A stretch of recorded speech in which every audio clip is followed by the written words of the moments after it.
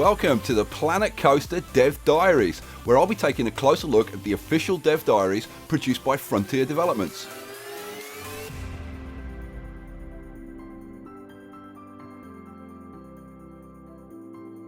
Frontier Developments' first Dev Diary focuses on the individuals who'll be populating our amusement parks. Now, it's worth mentioning that Planet Coaster is still in development, with an alpha currently scheduled for March 2016. But with a release date at least 6 months away, Frontier are already taking the covers off and showing us a lot of detail about the game, including some very early in-game footage. So, back to the... Well, that's a good point. What do we call them? Peeps is out for obvious reasons. So I asked Ed Lewis, the community manager for Planet Coaster, if they decided on a name for their people yet. And he told me, not sure we're giving them a funky name just yet. We're calling them guests at the moment. So if you've got a clever name in mind, maybe send a suggestion to Ed on the Planet Coaster forums. So what have Frontier had to show us so far? Well, they've already been releasing artwork on the forums, from original concept drawings through to fully rendered images, 3D models, and full animations. They've even released time-lapse footage showing the animation process. And the first thing that strikes you is the incredible attention to detail, whether it's the reactions of the staff or guests,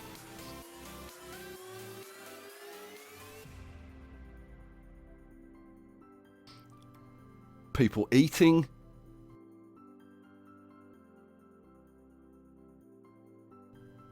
or just sitting around watching the world go by.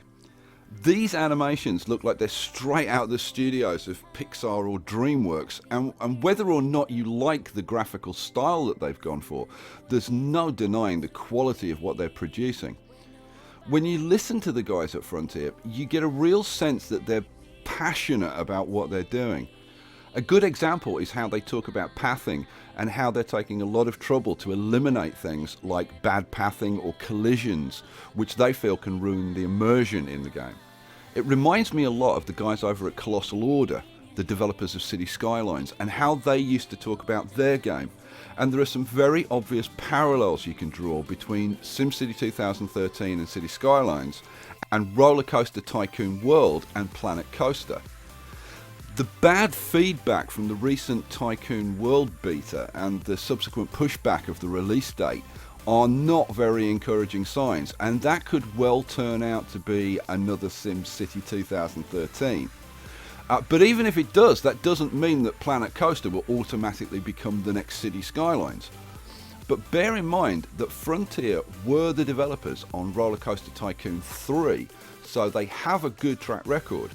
And they don't have a big publisher like EA or Atari to answer to. But we won't really know until we see a lot more, specifically more in-game footage, and a lot more about the UI.